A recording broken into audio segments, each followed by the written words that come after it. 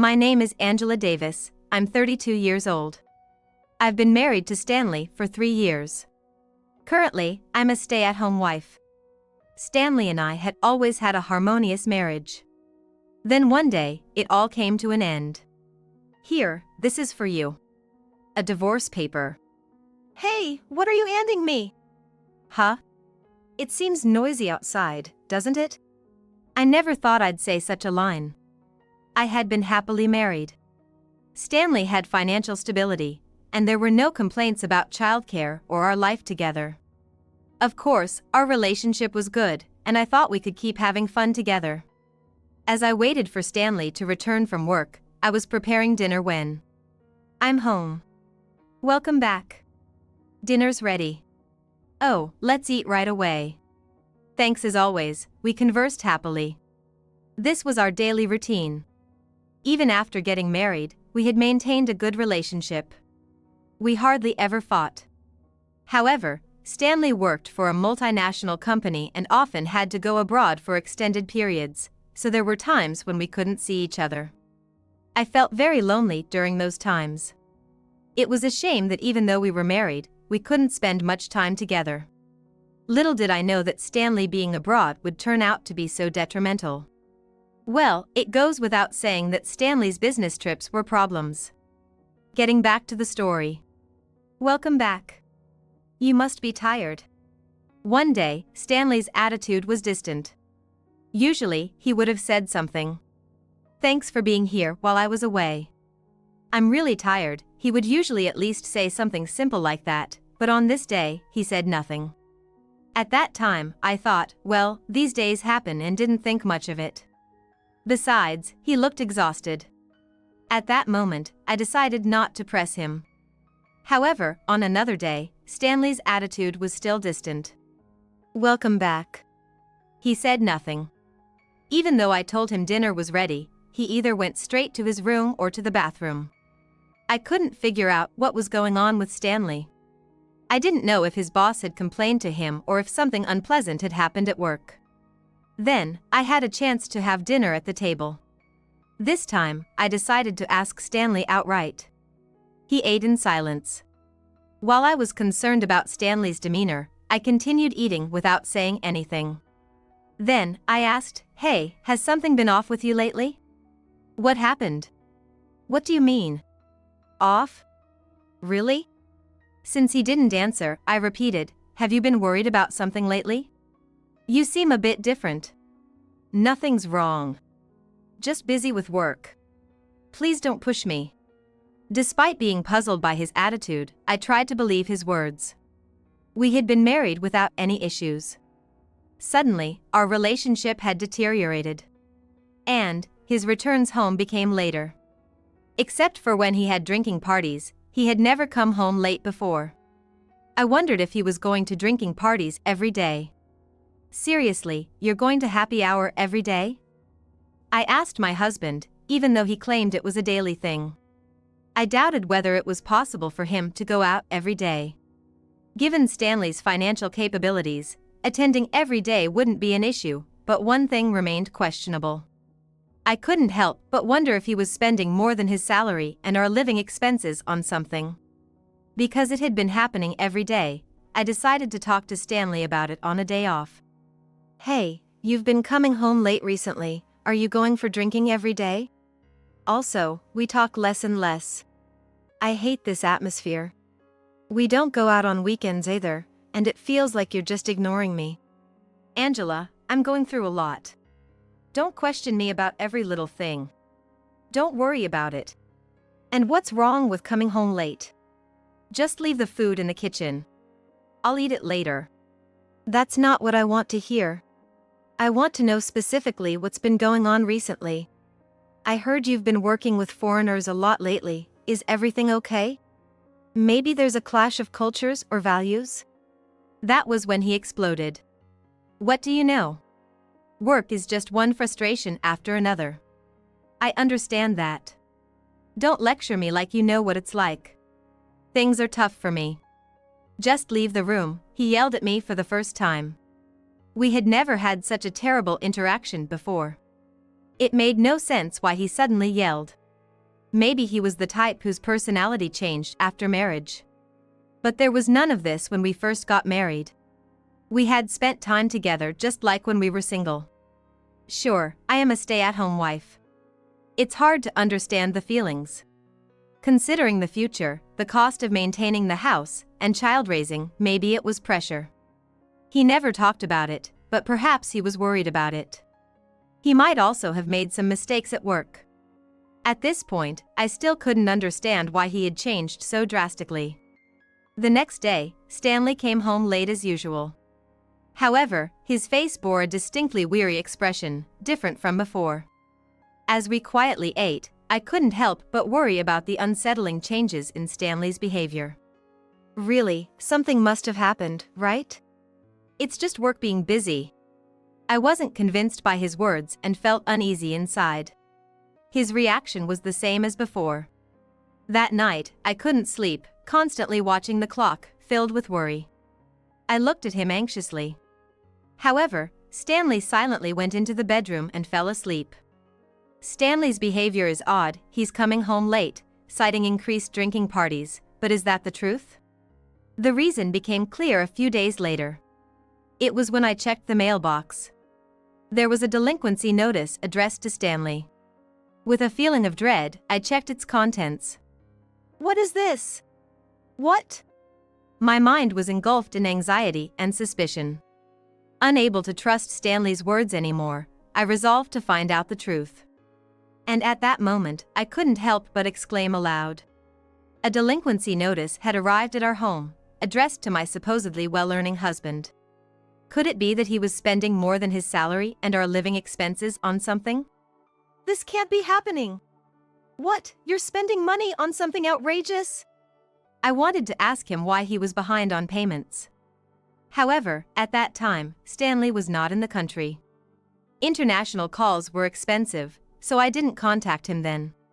One day, while Stanley was on a business trip abroad, a credit statement showing late payments arrived at our home. Needless to say, the amount on the statement was astonishingly high. Additionally, it was on a revolving payment plan with interest. Really, what is this all about? I hoped it wasn't just spam mail. However, after repeatedly checking the documents and verifying the phone number, it turned out to be from an official institution, confirming he indeed had debt. 3 days later, Stanley returned to the country and came home. However, he stayed at a hotel, and I wouldn't meet him until a later date. On another day, more delinquency notices arrived, some from financial institutions I had never heard of before. Then Stanley came home. Despite my pressing, he remained silent about everything. Hey, what's this about? What did you spend so much on? And this, it's all spent overseas. I can't understand everything, but I can tell it's foreign. Stanley ignored me forever and went to the bedroom to sleep. I felt economically insecure. And then, for a week, Stanley didn't come back home. I assumed he was staying at a hotel. Months after our relationship had deteriorated, one day Stanley brought home a woman who looked young enough to be in high school. Hello, a young woman suddenly entered our home. My mind raced with questions. And she didn't hold back at all. Then Stanley said, "You're in the way. Either leave or replace her. She's my new girlfriend, no, my wife. Stanley's mine now." What are you saying suddenly? What are you thinking? She's got her reasons. I need her. You're done here. Choose whether you want to stay and be an unpaid housemaid or leave.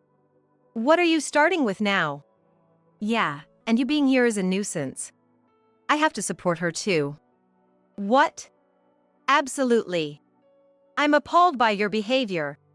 And to think you were cheating. I'm tired of you. So, this was the reason for your recent odd behavior. Oh dear, it looks like Stanley's tired of you. Too bad, he's mine now. Stanley's great.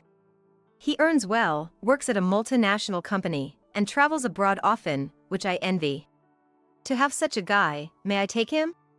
Actually, I'll just take him. Being with him will make my life happy forever.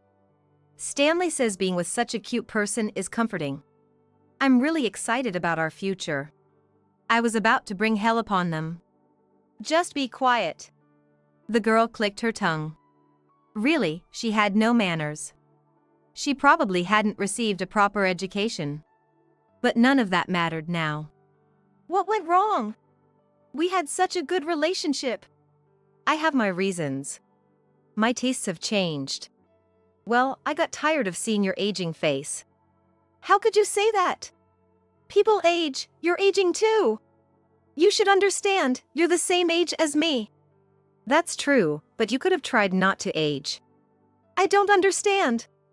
If that were possible, great, but it's medically impossible. You could have gotten plastic surgery, got some nice skin for your body. Are you serious? Have you lost your mind? Fine, just wait.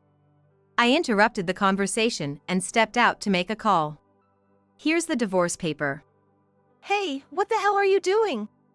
It's a divorce paper. Just sign it quickly. I'm a nuisance to you, right? And somehow, Stanley was trembling.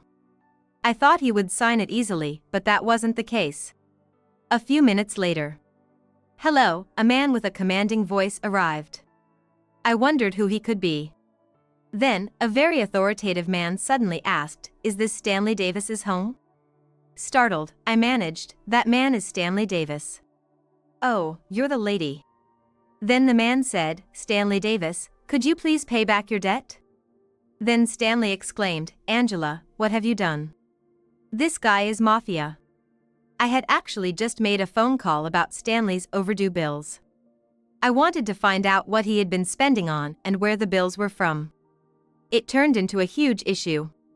Mafia? Why on earth would you get involved with such people? I had no choice.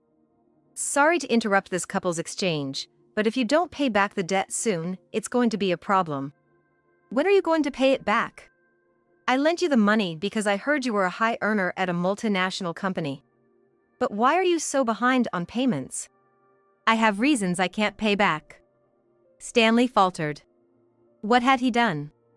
I was speechless, my face a mix of surprise and confusion. Stanley had a hard-to-explain truth hidden between us. At that moment, I checked the details. Looking at Stanley's spending statement, it showed high expenses on dining, gifts, and luxury hotel usage. Filled with shock and anger, I was desperate to know the reasons. I tried to ask Stanley directly, but he evaded the truth. What did you spend it on? It looks like hotels are listed. And this, how much is it in dollars? Plus, there's $5,000, $7,000 on bags and such. What did you just say? The mafia asked. $10,000 for hotels. $5,000 and $7,000 for bags. I was shocked. No matter how high his salary, it's unimaginable to spend such a large amount all at once. Tearing up a bit, I said, "So, you were cheating with her for these amounts? Why did you even marry me? Didn't you love me? We had such a good relationship. You're the worst. What were you doing abroad if it wasn't for work? Just fooling around with a young girl? What are you even thinking, at your age? And to top it off, in debt as well, I'm done," I vented to Stanley. It started well, but our relationship gradually deteriorated, didn't it? I was worried every day about what was happening with you. And this is it, an affair in debt. I'm completely disillusioned with you. I'll be asking for a divorce. At first, Stanley denied it, but under my persistent questioning, he finally admitted to the affair. He reiterated that he had spent a significant amount on his affair partner. I just couldn't stand it anymore. After getting married, my job just didn't go well. I got promoted to management, but I made too many mistakes. I was demoted because I was a disgrace as a boss. Plus, a talented newcomer came, and things got even worse for me. I couldn't compete with a colleague, despite being inexperienced. Work became a source of stress, and I lost my motivation. I was married, and I couldn't back out anymore. The thought of having children was a huge pressure.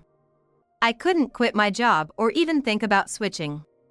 I just wanted to give up on married life. I wanted to end everything with Angela. Everything became unbearable, and I wanted to start over with someone new. I thought a young woman who still had hope was better, so I decided to date her. This is her, Lillian Williams, she's 19.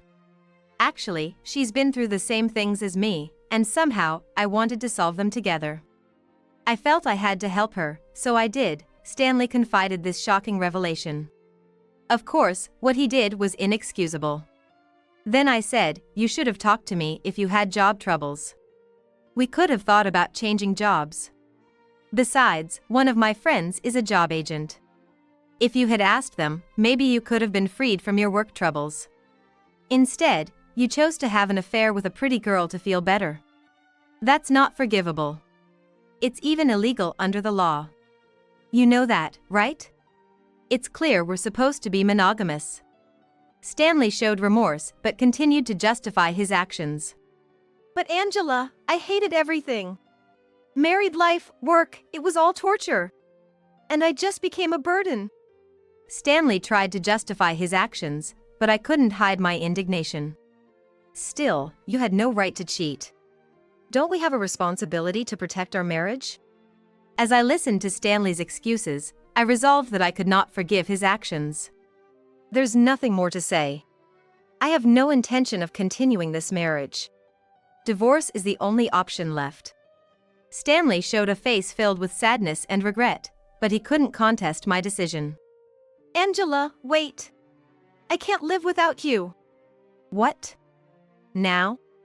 That's too convenient. Despite his pleas, I ignored them and stood by my decision. It's over. Our married life ends here. Stanley stood there with a look of despair. He couldn't accept my words and pleaded. Angela, wait. I can't live without you, he still said. But I completely ignored his words. It's over. Our married life ends here. Because you don't love me, do you? Just now, you said, Angela, I hated everything, the married life, the job, everything was a pain. And I just became a burden, or something like that. Isn't that contradicting your claim that you can't live without me? It doesn't make any sense. After that, Stanley remained silent. Then, shockingly, his affair partner said, Wait, Stanley. What's this about? You had all this debt? Riding in fancy cars, staying at nice hotels, and all those gifts you gave me were on borrowed money? And I heard you were a high earner working for a multinational company. I thought if we got married, I would be happy. But you're involved with the mafia and have debts? How can I be happy with that? Wait, Lillian, what are you saying? Didn't you love me? I don't care about that anymore. I dated you because you said you'd take care of me, take me places. I'm also chased by debts. My family is poor and I'm still running away. I had to work in the nightlife industry, but I can hardly reduce my debt. I thought marrying a high earner like you would make me happy. Unfortunately, being involved with someone so indebted just adds to my burden. Stanley, I'm breaking up with you.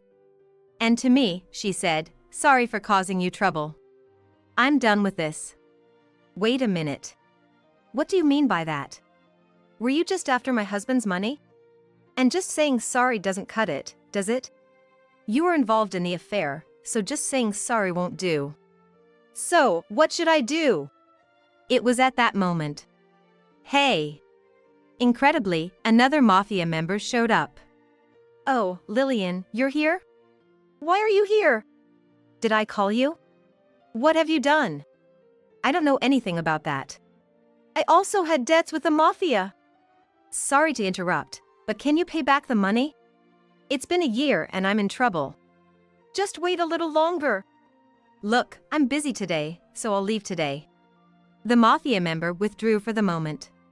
I never imagined that even the affair partner was in debt. Afterward. Well, I'm going to leave now. At that moment, I stopped her. Planning to run away? Why would I? There's something you should do, right? What's that? You can't run away like this. What should I do? It's him who should pay for his sins since he cheated on you. While we were talking, the mafia spoke up. Sorry to interrupt this family discussion, but can you settle the fight later? I just need him to pay me back. Stanley, you're going to pay back your debts, right? Yes, I will definitely repay the debt. Well, if that's the case, it's fine. With that, the mafia left. Then, for some reason, other people also showed up in front of the house. They were the ones I had called about the bills. Davis, please repay your debt soon. Davis, please repay your debt soon. Davis, please repay your debt soon. Davis, please repay your debt soon. Davis, please repay your debt soon. About 5 people were causing a commotion. How much debt had Stanley accumulated that so many people would come like this? Stanley, perhaps not wanting to hear it, was covering his ears. When the debt collectors' voices ceased, Stanley turned to me with a troubled expression. Angela, I'm sorry. I've let things get to this point. Even hearing his words, my anger and sadness did not subside. Sorry doesn't fix anything. What are you sorry for? But I really do regret it, Angela. If you leave me, I cut him off. Enough. I don't believe your words anymore. Stanley stood there, unable to respond for a while. Meanwhile, the phone kept ringing with calls to repay the debts. I stared at him, seeming like I still had something to say. Hey, I have one question. Stanley looked at me with a hint of hope. What is it, Angela? He was lost for words at my question. From his expression, it was clear he still didn't understand the consequences of his actions. After some time, his mouth moved, but ultimately, he refused to admit his actions. But, Angela, I waved him off before he could continue. Stop. No more excuses. It's too late now. It's over. My anger only grew with his irresponsible attitude, but I still needed to make a decision. There's nothing more to talk about here. I'm hiring a lawyer and starting the divorce proceedings. Stanley couldn't hide his shock at my words, but he also resisted. Angela, wait. Let's reconsider the divorce. If we talk it out. At this point, the affair partner left the house. I decided to hire a detective to track her down. But that aside, it's too late. You need to take responsibility for your actions. My resolve was firm, and Stanley seemed to sense it. He was left speechless, standing before me. After that, I hired a lawyer and proceeded with the divorce, and it goes without saying that our relationship was irreparably broken. Stanley couldn't accept my resolution and desperately tried to appeal. Angela, wait. Let's talk one more time. Let's try to fix our relationship. I didn't listen to his words, no matter how many times he tried. His past actions and words had left a deep wound in my heart, and I felt that it was no longer possible to repair our relationship. It's too late. I can't trust your words anymore. Stanley looked at me with a face full of sadness and regret, but he had no choice but to accept my decision. I'm really sorry, Angela. Won't you believe we can start over? I can't trust you anymore. I think divorce is the best option. Isn't that right? Sunk in sorrow, Stanley ultimately had to accept my decision. Afterward, I moved forward with the divorce proceedings through a lawyer, resolved to start a new life. Throughout the divorce process, I was tormented by various emotions. Feelings of anger and disappointment towards Stanley, as well as anger and sadness toward myself, mixed together. Yet, at the same time, I strongly felt this was a new start in my life. Despite carrying the pain of the past, I continued to hold on to hope for the future. Stanley, too, was tormented by regret and sadness. His actions had crumbled our marriage and caused trouble for many people, something he deeply regretted. Likewise, Stanley began walking the path toward a new life. His regret and sadness were profound, and it was clear that our separation was a significant loss for him as well. However, he also learned to take responsibility for his actions and worked to live a better life going forward. After the divorce, I put all my effort into reclaiming myself. To heal from past pains and wounds, I even underwent psychological counseling. The time I spent facing myself allowed me to grow and develop inner strength. I also found new hobbies and interests, enriching my personal time. By cherishing moments for myself through travel, art, and sports, I discovered new joys and pleasures. Even after the relationship with Stanley ended, I harbored no hate or anger toward him and was able to forgive him. It was clear that our separation was a significant loss for him as well. Post-divorce, Stanley faced difficult times. Living in an apartment symbolized a new beginning but also indicated the necessity of accepting his past choices and their consequences. Being chased by debt collectors and demanded repayments daily was a mental torment for him. Past affairs and debt issues cast a dark shadow over his life, and he suffered daily from regret and self-blame. Meanwhile, I focused on rebuilding my own life after the divorce. I asserted my rights and took a step toward healing from past wounds. My decision became well known in the community, and Stanley's position became increasingly isolated. As a result, he lost his job and faced tough economic conditions. Similarly, Stanley's affair partner was also forced to accept the consequences of her actions. She was chased by debt collectors. She too started a new life in poverty and loneliness. Stanley and the affair partner had to face the outcomes of their past actions, carrying the burden of their torment and regret as they tried to forge a new path in life. They were required to take responsibility for their choices and view their future lives positively. As for me, I was preparing to heal from the past and start walking a new path in life. Though it might sound repetitive, I was determined to learn from past experiences and aimed for self-growth and independence as I moved forward. With hope for the future in my heart, I was ready to explore new possibilities and advance on my journey.